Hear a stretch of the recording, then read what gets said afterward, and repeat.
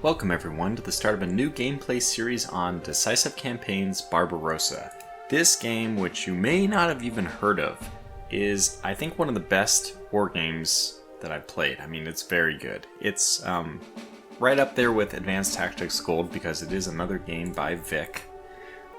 He's made other things you've heard of like Advanced Tactics Gold, but also most recently Shadow Empire. So Decisive Campaigns Barbarossa, it is Eastern Front action, and I would even go so far to say it is probably the best Eastern Front game that I've played. I mean, it's got fierce competition from the likes of War in the East, right? The War in the East series, most recently War in the East 2. Obviously, that is a fantastic game. It's actually too detailed for me. This is one tiny step a little bit more abstracted, not so... It's easier to play, in my opinion.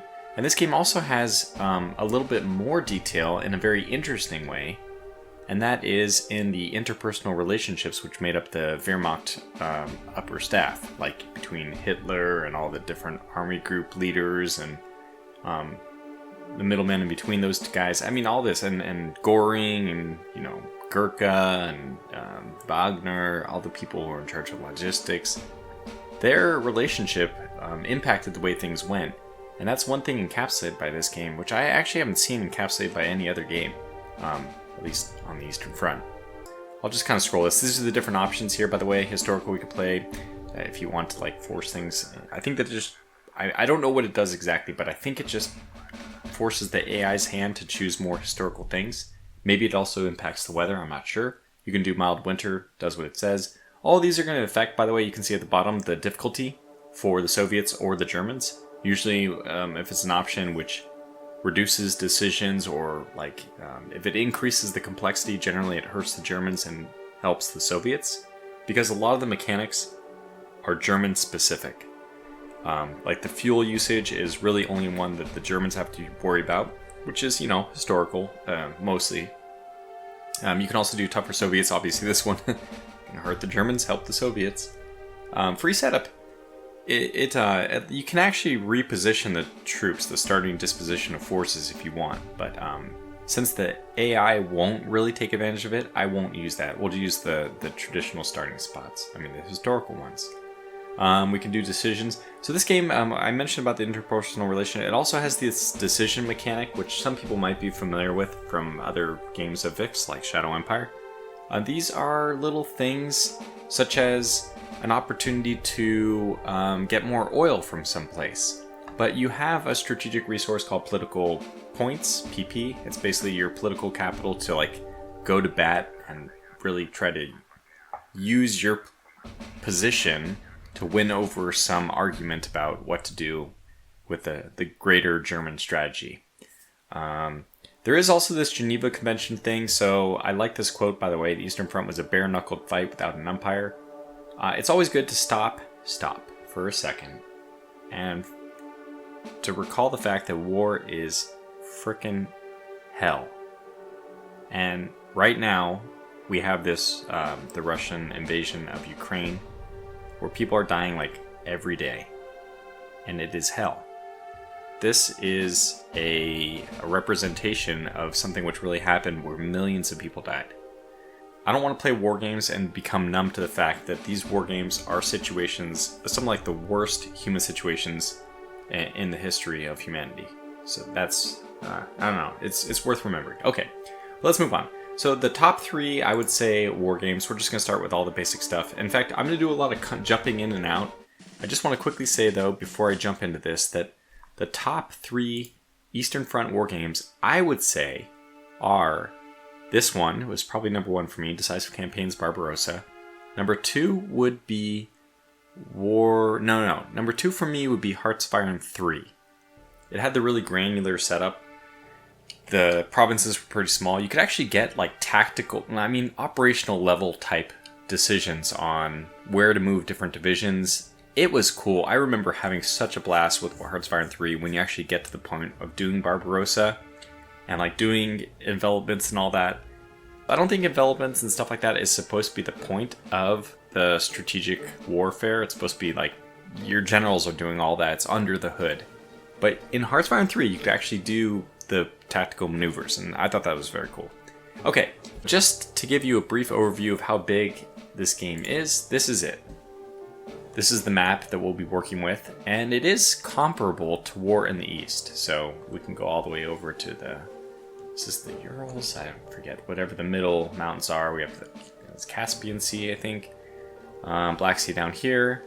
And our forces are set up the way they were set up, in June 22nd or whatever it was when Barbarossa kicked off. We'll be playing as the Germans and fighting against the Soviets. We also do control the Finnish. We also control the Romanians, so we are the entire Axis. Anybody fighting against the Soviets in this theater. So we have one German 11th Army down here, which has even some Romanian units in it. And then we have 2 Romanian armies.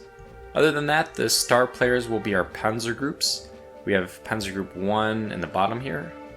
This is 2, 1 right here. We have the first Panzer Gruppe, second, the third right here, and the fourth. And this is the Schwerpunkt into Blitzkrieg type stuff that we've all heard about or read about. We want to take advantage of little gaps in the lines, exploit and surround and eliminate. Alright, well let's actually start doing some gameplay stuff, which in turn 0, that's what this is, the pre-start turn, all we really have control over is the decisions we're going to make, which includes choosing the route that we're going to convert different railroad lines, and those are probably the first things I'm going to talk about. But to start off with, I just want to say, this is the summon to Berlin is the most important decision. I'm going to defer it just for a moment for reasons I'll talk about, but this is when you're actually going to kind of choose the objective. And you're really choosing whether or not to let Hitler choose the objective or how much control you have over the objectives that will mean you win or lose the game. I think this mechanic's pretty cool. But it can be exciting when you think that one thing is your first priority and then suddenly it's not. Okay, but let's start off with this one because Army Group North is starting off as our top priority, or Hitler's top priority, which gives us a strategic adjustment for it, which means we're not going to pay the full political point cost. I'm going to go ahead and do this one since it's the top priority right now, so we're guaranteed that this is as good as it can get as far as political point discount. This decision, by the way, is just to choose which of 2 paths that we want to take to go from where we start, which basically we say that is Kaunas, to our objective, which is Leningrad. And I should mention, Army Group North's objective is Leningrad. I think that's obvious. Probably obvious that Moscow is Army Group Center's objective, very famously. And Rostov is the objective for Army Group South, basically to eventually push into the to Baku area. Now, Rostov is unique, and Army Group South has the unique challenge that just Rostov is not sufficient. You have to take with it. Rostov is priority number 1, but it has to be accompanied by either Sevastopol or Kharkov. So one of those 2 has to be conquered along with Rostov in order for the Army Group South's objective to be considered complete. There's 2 paths up to Leningrad from Kaunas. We can either go Riga, Tallinn, Narva to Leningrad, following this double red railroad track. Or we can take this single track up to what's known as Dunaburg, but Daugavpils, through Ostrov, Pskov, and then Luga. I think in every way, I think that the eastern route going through Luga is better. For starters, it's a little bit more efficient in terms of number of hexes it takes to get to Leningrad, because this one has a 3 hex cutback. Anyway, so this just has some more inefficiencies. But probably the better reason is that I think the main fighting you're going to go through is going to be in the Luga-Novgorod area, which means it's better to have, since you'll have more forces there, the supply closer to them. Also, there's Riga, which can be supplied by transports. I'm just a strange person. I don't know why. I always choose Riga, and I don't know why it is. I really don't, but it's just what I do. Now, note that you can actually do nothing, But, very importantly, Gurkha, if we don't do anything, is actually going to be upset by it. So we want to start winning over his favor, and that, I don't know how much I've talked about this, but the interrelationships between the Wehrmacht staff with you is very important in this game. You get different bonuses or penalties. We want Gurkha to like us because we want the trains to run on time. No, we want the engineers to switch over the tracks quickly. Logistics is everything in this war. But yeah, the logistics is what lost this fight, with definitely some help from a cold winter. But yeah, logistics, it was never going to work out with the logistics that the Germans had, and we're going to try to minimize that negative effect. So we want Gurkha to like us so that he works his butt off in order to make us happy. So we do this, and there, Gurkha's relationship with us goes up by 7. Great. So that's one done. Army Group Center starts off with the lowest priority. We're going to see if that changes when we re-roll on the Summon to Berlin, so we won't do that yet. So let's just move on to Summon to Berlin. This is the big one. Okay, to explain, we have 3 choices here. We can support Hitler's plan, which means that whatever Hitler decides, we'll go with. That's going to be, the game is going to use that, whatever Hitler's random assignment of priorities, as how we are scored with our victory points. Pretty cool, huh? The even more interesting thing is that Hitler may change his mind. So there's like 3 rolls or 4 rolls, 4 different times where Hitler may change his mind. We'll call up to 4 conferences during which he may change his mind. The last conference will be in November. And he's going to give us 4 priorities. The 3 army groups are going to have a priority, and then along with them, how important it is to eliminate Soviet army headquarters units. We could do Moscow and bust. This is, in my opinion, like the least interesting option. It basically says, hey, Hitler, I know that you're probably going to choose Moscow not as your first priority, but let's make it the first priority.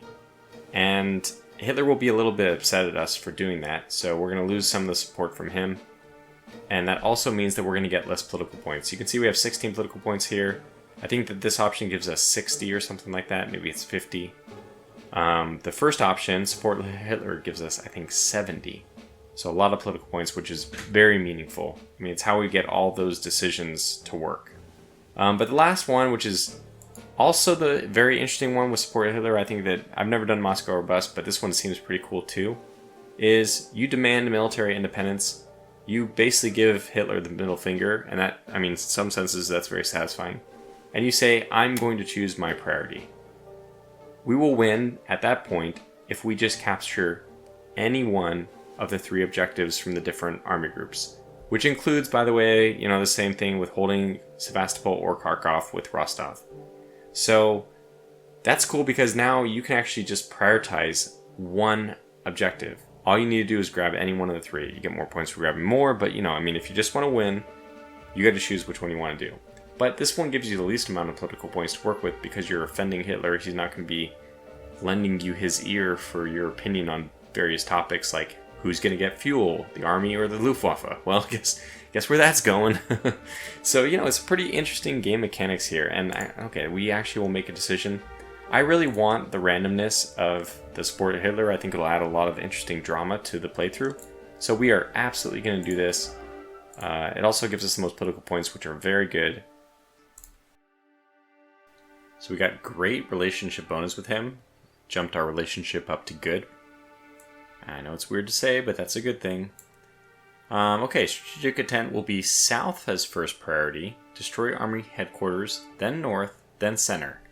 Well, I don't think I may never have seen the center, Moscow, be anything but priority 4. So that's not unusual to me. And in this case, we did get a small change. It was north, and actually north has moved down to priority 3. And south is now priority 1. I guess we can go ahead and choose the next route because this one just chooses between 2. I think it's, in my opinion, this is just like a no-brainer. What we have are 2 routes. One from Brest-Litovsk to Minsk to Smolensk to Moscow. And the other one I've never done. Not to belabor the point, I should say. This is just in my opinion, the worst option. Bialystok, Vilnius, and then eventually I think it's even Kalinin to Moscow.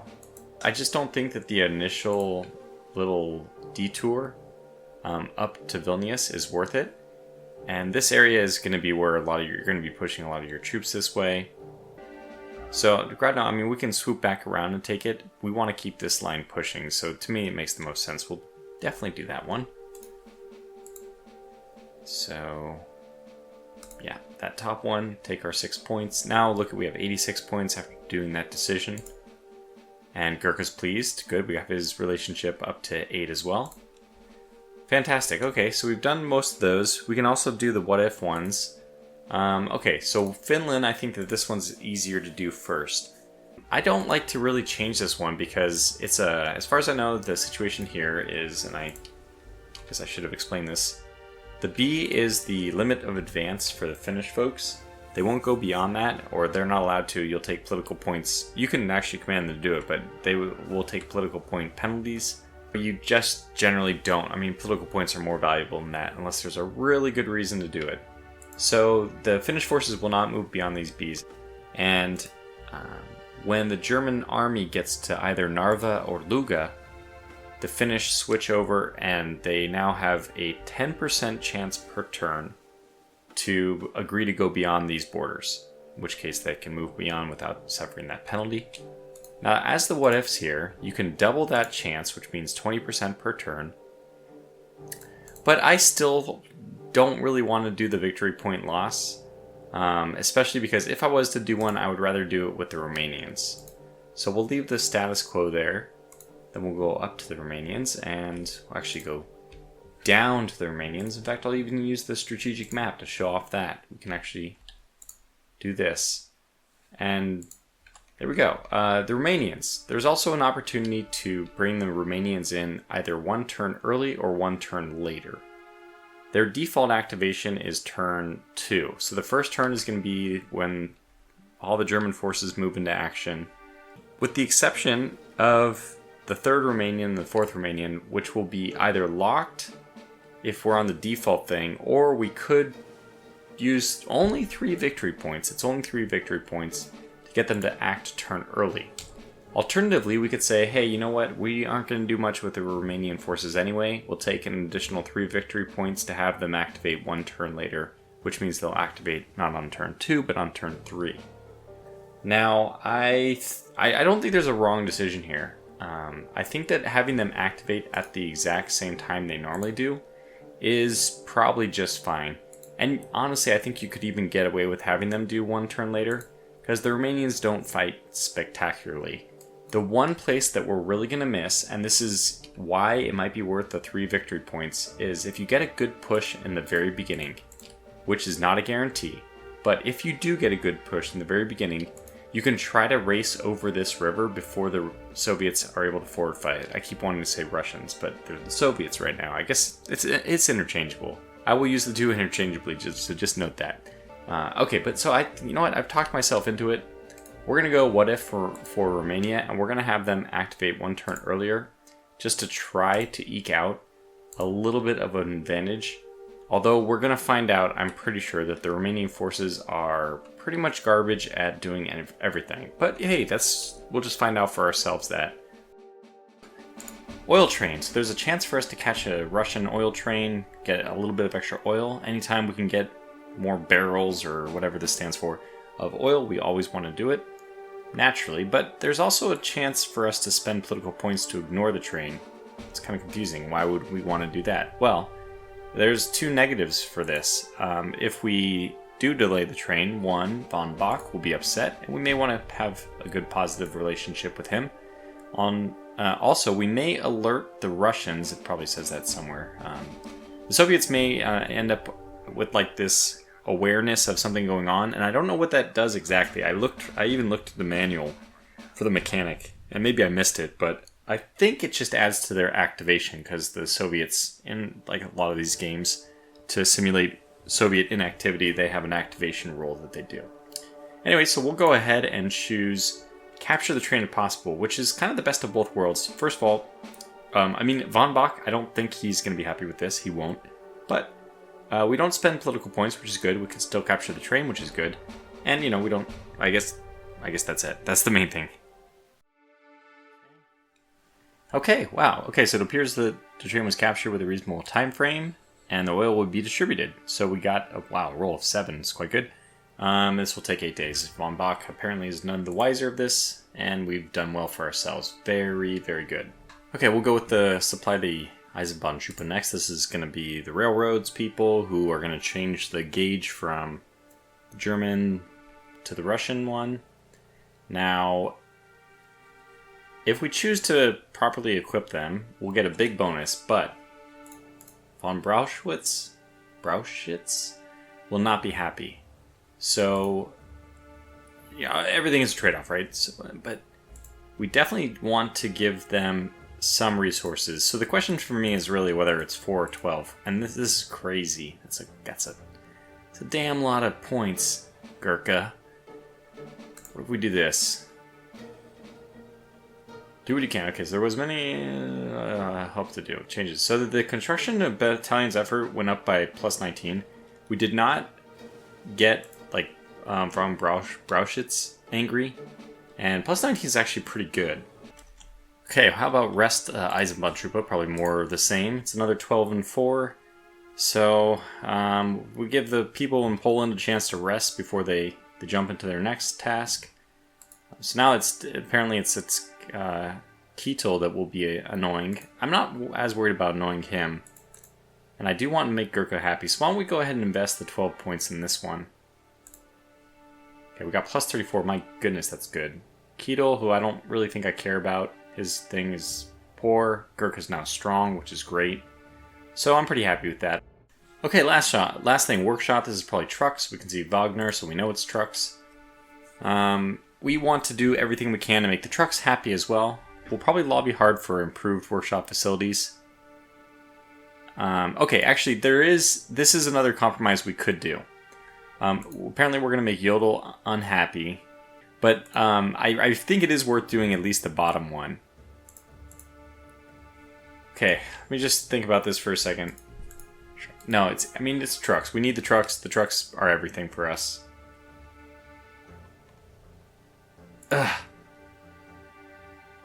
Okay, we got lucky. We got so lucky. Wagner's happy. Yodel's unimpressed. They're both neutral. And adjustment to truck maintenance is 9%. Wow, we got very lucky. I'm so happy. I'm so happy. I'm so happy. And I'm so happy we're done with our decisions. So I am playing with decisions, obviously, but it's not a part of the game I really enjoy. So much RNG just tilting the scales one way or the other. It just drives me nuts. I mean, there's enough RNG in this game as it is. Okay, so we're done with this turn. We have nothing else to do. That's it. Let's go ahead and hit next turn.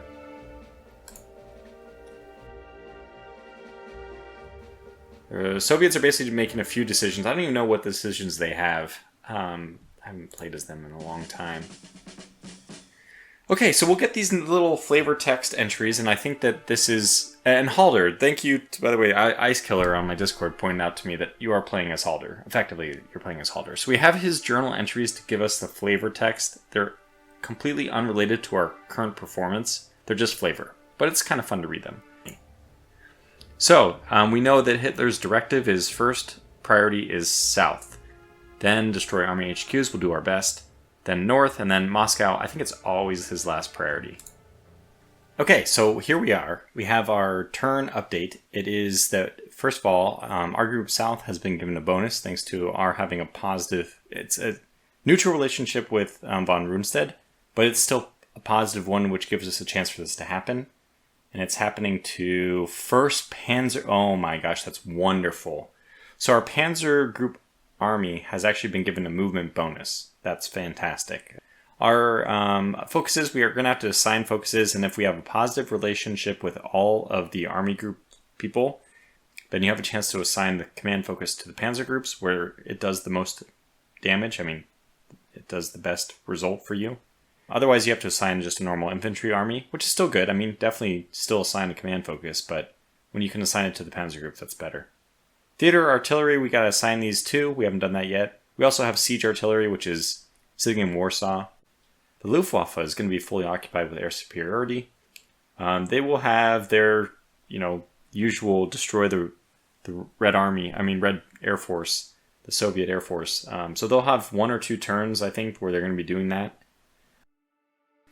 Here is Hugo. He is a fictitious person.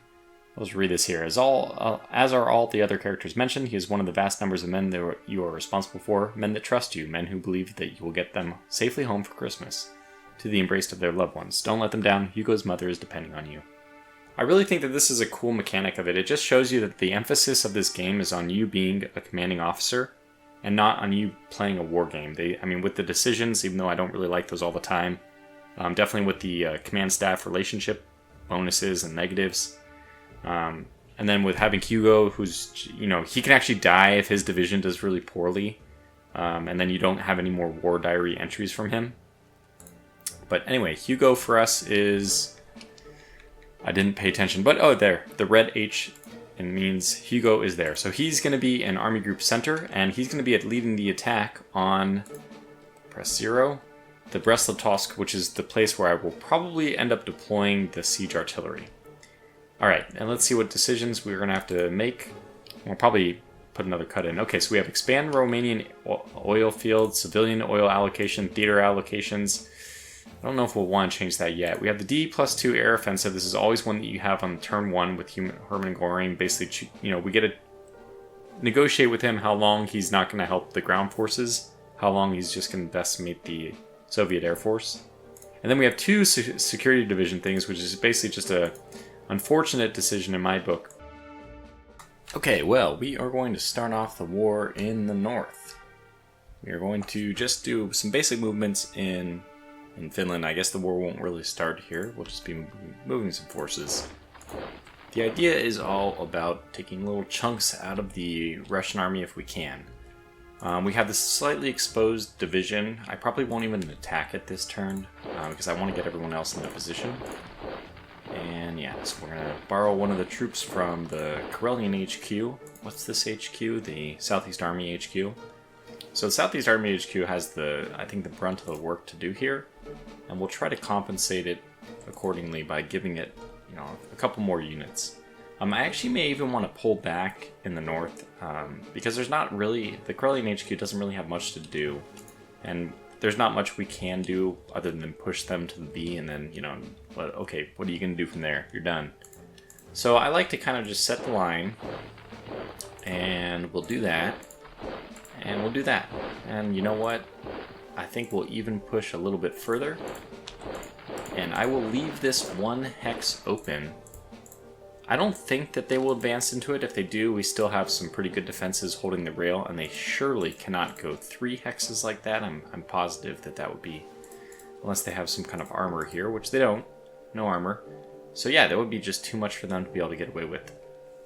So that is all we're going to do for the finish for now. We basically are just going to, let's be slightly more prudent and at least take the rail lines. I'll hold the rail lines. Okay, then we see some more forces. But it would be nice if they came and met me, and then we begin the jockeying for position. Alright, the name of the game is Get to Riga. Cross the Dvina. That's the middle term goal. Obviously, long term goal is eventually get all the way over to St. Petersburg, also known as Leningrad. My goal is to try to get us around to cut off the forces near Kaunas. We have Daugaspils here. This is not necessarily our high priority objective. Again, just get across the Dvina and take Riga. Alright, for that, we're going to employ, first of all, we have 18th Army here. You can see the HQ is down here. And we're just going to be using their troops to stay. Basically, they're going to be in charge of the northern infantry type stuff. And then we have 16th, I think. Oh, yeah, right here, 16th, who is going to be in charge of the southern part. So we're going to start off the war, here we go, by attacking this infantry, the 48th Rifle Division of the Soviets. Technically, this is all just happening within the 4-day turn, so it doesn't, this attack can be happening simultaneously in like a narrative, but for our purposes, it will be the first actual attack that we do.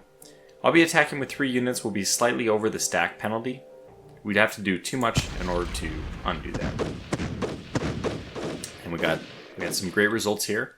We can see that we attacked with 3 divisions. They had 1 division there. They lost, the details are going to be apparent in a second, but the really great thing is there's no red on our side, which means we didn't lose anybody. We just had some people retreat, and not even that many. 1,400 people retreated. We inflicted, 2,000 total casualties on the Soviet infantry. They also lost some mortars, and you can see that that's all. Okay, so it's actually 3, 1, 1, and 3. So I guess they're units of 10. I thought they might be units of 5, which is tanks, but no, they're units of 10.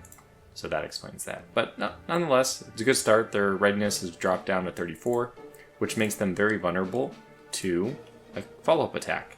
I'm going to be looking down here and seeing 60, which means that this is a unit which attacked. This is a unit at 100, so it's not one that attacked, and there's another one that attacked. I'll move both of them forward, and we can use... Do I want to move? Yeah, I think the one that down here that attacked, I also want to move them forward. And everyone else here should be fine. Yeah. We're going to do another follow-up attack. This unit is greatly weakened, and we want to just start pushing the lines out. One of our kind of small goals in every little turn is going to be trying to break zone of control over hexes. I think it's 5 or 10 action point penalties. So basically, if I wanted to move through this little gap in the lines, the enemies on each side, it only takes one enemy on one side. Any enemy to exert zone of control on a hex reduces your ability to move through that. That's like an abstraction of, you can't be quite as reckless. If you're moving adjacent to the enemy, you kind of have to scout where they are and move around them.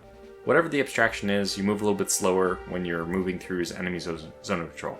Anyway, we're going to use you and you. The 2 units originally from the west are going to continue the attack north. And this should be just, even though we're only using 2 divisions this time, it should be a complete rout. Which it more or less was. I don't think we got quite as much damage in as I was expecting. Nonetheless, this division has suffered essentially nearly 50% casualties in the first 4 days, and lost another mortar, another AT, so readiness is further reduced down to 10. And if we had the action points to just keep going, we would really be able to just run this thing all the way down until it just shattered.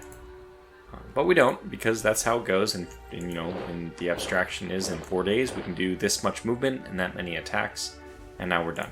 So, moving on, we now have a motorized. So let's do the attack armor. We have infantry, and I do have this infantry unit as well, which is just going to lend its attack over here. I don't even think I'll be attacking on the west, on the road to Lipasia, or Lipasia, or whatever this is. Sorry if I mispronounce many things in this game, but so we're going to do this attack just to break them. And one of the things I do want to consider as well is which direction they're going to retreat to. Since I'm attacking from these 3 sides, the chances are, I'm not sure if it's a guarantee, but it's certainly very close to a guarantee that they're going to fall back into this 8th Army HQ hex. And I think that we're doing pretty good. We have, because we're attacking from 3 sides, we have the stack limit up to 300. We have a nice concentric bonus of 20%. This is actually only half of what it could be if all of our units were in the same HQ, but we'll live with it. Oh, we took our first casualties of the war. Well, again, time is relative, which attack actually happened first, but we eliminated 3,000 infantry, 2 mortars, AT, 3, so in this case it's units of 5, 3 T-26s, and 150 trucks. I don't know what that is. That is, 3 trucks. And they only have 16 readiness left, which just shows how badly off they are. When I move in, I can tell that from the 65 that this is a unit which attacked, but I also, when I rest my cursor here, you can see AP cost is movement cost equals 0. So that means that it already spent the AP to enter the hex by doing the attack. And that's the thing we want to note. This one's also there. The 110 is actually the cost it had to pay to do the attack. And then we have one more. Oh yeah, this unit. But because this is part of the 18th Army, I'm not going to move them back to the southeast because that would be the last movement they do. I want to keep them pushing north and northwest for the moment, but eventually northeast towards Riga. Alright, so that's that. We can still push on. This unit can do an attack, yep. At some point, we're going to want to get the units far in the back here involved. And I think we'll start off by doing an attack with the armor from here. And this is going to cost 65, and we can also see a fuel cost of 546. That's a depletion of our fuel reserves up here, which is 5,460. Usually in the very beginning of the game, especially on the first turn, you don't have serious oil concerns, but they will quickly be manifest. So, it's worth considering like what's going on with your oil situation. If you can save some, that's all the better. Anyway, I think we're going to roll over the top as fast as possible to push these guys back down. We'll do that here, and I'm just going to do the attack with everybody who's available, and we're underneath the attack limit. We're going to, again, we have an objective to eliminate army headquarters. So the 8th Army here, headquarter, we'd like to surround and eliminate them and not allow them to retreat. Part of the action points that you're allowed during a turn are from your readiness.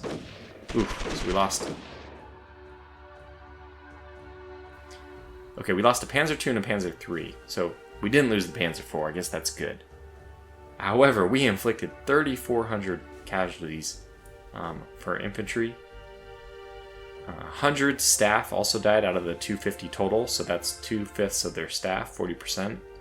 They lost 2 mortars, 1 AT. None of their T-26s were destroyed, but we did take out 2 of their trucks. That's pretty good. And now they're gonna, okay, I mean that's exactly what we expected, is that they would move back into this hex. And you can see the gap is starting to open, so we want to make sure that we're moving in the right direction now. This is already getting interesting, where we can start moving forces. I definitely want to move this armored group forward. We could do another attack and push them even further. Okay, we'll probably have the motorized stay here. I'm not even sure if they will. We'll get them to move forward here. Ooh, wow, look at this. They can move all the way. And this is another mechanic that I guess I'll briefly mention. We can, if we want, boldly send these people all the way over here. We do not have full vision, despite the fact that we have this like white, like not shadowed version of it. We don't have any confidence. I don't know if there's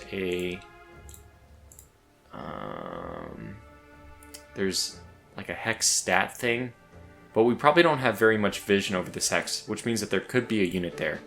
If I move there, I will not take the action point penalty for any zone of control I cross through.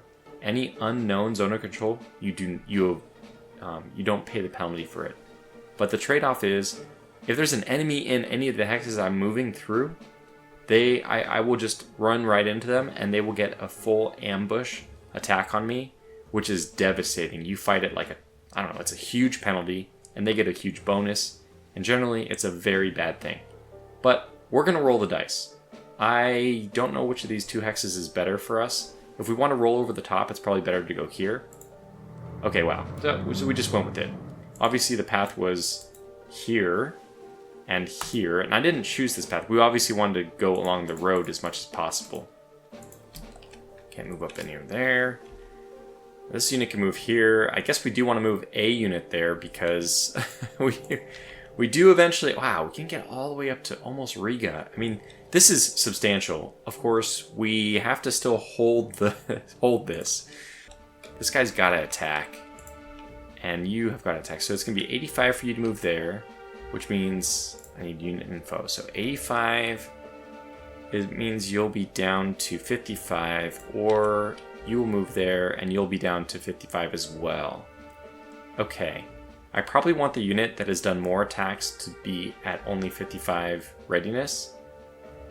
So I think what I'm going to do is move this unit here, move this Panzer division here, and we're setting up obviously for another attack. This guy's going to help out, and I would like if we have any motorized capable of getting all the way around. Okay, we do, but this would mean I don't have anybody else who can fill the gaps. That's a little bit risky. I don't have anybody else though. I think we're we're committing here. What are we committing against? We have a tank division, which has not yet been attacked. We have an infantry division, which has also not been attacked. Then we have the severely depleted remains of the 202nd Mechanized Division. And we also have the also severely depleted remains of the Soviet staff in the 8th Army HQ. This is effectively not combat effective. So this one has a minus 65% defense, as does the other one. So we should, even with the two of them, we should have a good time. And I'm talking about these two actually. But what if we do this movement and assist? Gosh, not sure how I want to do this exactly. Alright, we're going to go ahead and commit to a 3-prong attack. That's attack penalty. Okay, we're gonna go. We're gonna move. Okay, this is something. This is the 85. We don't want to do that. Oh, that guy has to attack from there though.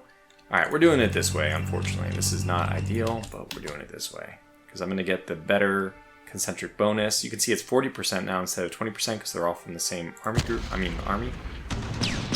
Oh god, that did not go as well as I'm glad we split them up into 3 groups because we actually had one group that left the attack early because they didn't have enough action points. Now let's see the damage.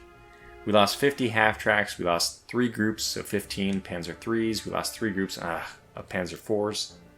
However, we inflicted 4,000 dead upon their infantry, 50 more staff, 3 groups of the AT, 10 groups of their T-26s, no T-34s, they only had...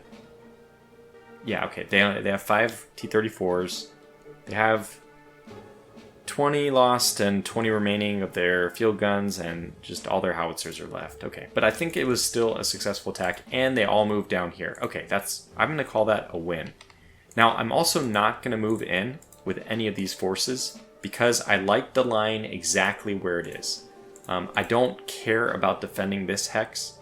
I do care about getting... they're in the forest. I'd rather lure them back out of the forest, so I just don't care. Oh, but on the other hand, this infantry can get all the way over here. Notice this happens now because there's no zone of control penalty. And that makes the difference. It takes exactly 30 action points for us to move there, where, we didn't have that ability before. But you can move here. Perfect. Great. Even here, which will give us a little bit of extra territory, a little bit extra. And you are in charge of... Well, how will you move there? What's your movement path? This is 110, so we'll have a little bit of movement left. I think I'll stay there. I don't think there's any chance of them doing some kind of crazy maneuver and going into this intersection, which would unfortunately cut this unit off. I don't think that that's going to be possible in any way. So that's our first turn with the Panzer group. That's the main movement for them. We do need to end the turn within 5 hexes of our motorized, so 1, 2, 3, 4, 5. We'll get this guy here. He's all by himself, which is not fantastic. We'll get some help. Move this unit north to protect the HQ. And obviously we're going to need to protect this as well. Well, it looks like we have some extra 18th Army units hanging out down here, and they can slip north of the river. I'll probably do that after I figure out... Okay, well, I guess I can do it right now. I might want to be very aggressive. Let's move this one north. Maybe right here. I might want to really defend that Panzer group. I don't really care about losing this hex, but losing this one would be very bad. So we'll do that. Yeah, that's fine. Okay, so we can't move any further with any of those infantry. Fair enough. So that's what the north is going to look like. I think this is a really good thrust, a strong start for us. Look at, we're 1, 2, 3, 4 hexes away from Riga already. But God help us, we may not take it that quickly. Okay, moving on. Let's go. We have... Okay, so we want to do some quick attack in here and try to get through this turn semi-quickly. Always prefer to attack from 2 sides, so I'm going to do attack from 2 sides and one more over here. We're a little bit over the attack limit, but we should be able to eliminate this force pretty quickly. We take 1 casualty. Looks like we inflicted reasonable ones on them. 1,800. Bunch of things lost. Their readiness down to 20. Looks good. Let's move in. This guy and that guy. And this one was not going to move in. They're going to stay right there.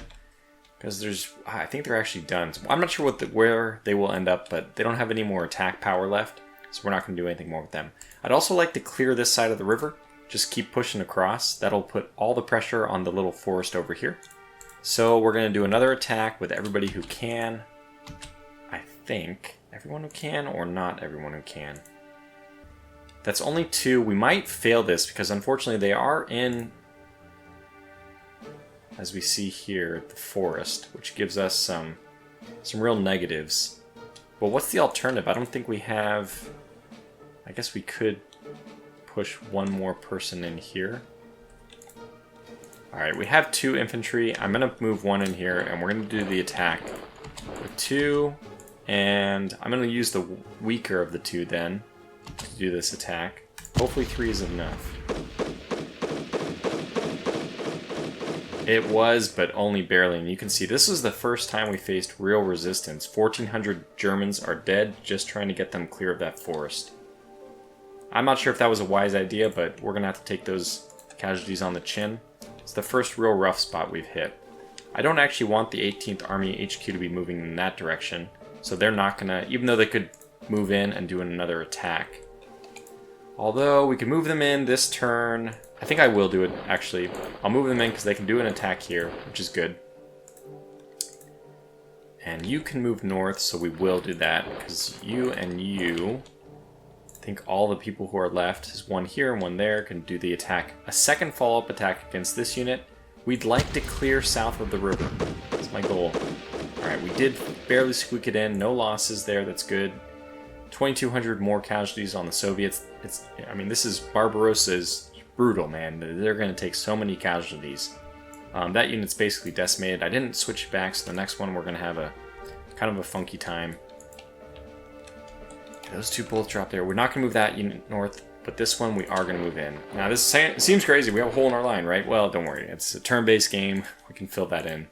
I do want to have 1 unit left over with attack capability who can help out against the 56th Rifle Division and the center group.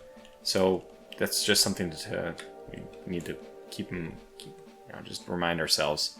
And this is sufficient, even if 1 unit in the very back. I'll just leave this 1 unit in the very back able to do that attack. Which means that we're free to go with anybody else. I'll move here, and we have an attack with... I could move here even. Let me just do it with all the people who are available right now, which is those 2? Oh, this unit can't attack anymore. Okay, well, fair enough. Then let's get this 3rd one in. We'll do the attack with all of them. Alright, it's slightly over the stack limit, which is bad because you take extra casualties. Alright, we took only 1 casualty, which is 200, but look at this, we didn't... Oh, but this was an armor division, so that means that the main damage we can do is by dealing... Is it really? Okay, 5, but man, they have a ton of them, don't they? 5 of their 20 T-26s were destroyed, but none of those T-34s, those wily buggers, they still escaped. Alright, we'll push everyone who just did that attack in. And I think that's going to be all we can do then. Okay, so we're almost to Kaunas. And this unit is going to move here. And that is Army Group South, and we're definitely over on time, so I'm going to call the video to a close here. Wow, okay, I would say this is a reasonably strong start, so yeah. And obviously no more time left, so we'll get to Army Group Center and Army Group South in the next video. But this is the Blitzkrieg. I mean, this is the part of the campaign we can enjoy the most, where we really are just routing the Soviet units left and right. And you can see that there's the formation of a pocket in the making here, which we hope to fully seal off in the next coming turn or 2. And hopefully we can bag ourselves a whole bunch of Soviet armies. Until the next one, though, because it is the first video in an upcoming series, I would really appreciate it if you could press the like button, especially if you made it all the way through this long video. Just give it the thumbs up so it has a little bit better visibility on YouTube. I generally won't ask for that beyond the first video, so it's just my first video shtick. And otherwise, I hope you're enjoying this. I hope you're excited about it. I am. I really love this game. Very happy to bring it to you. And until the next one, thanks for watching, stay safe, and take care.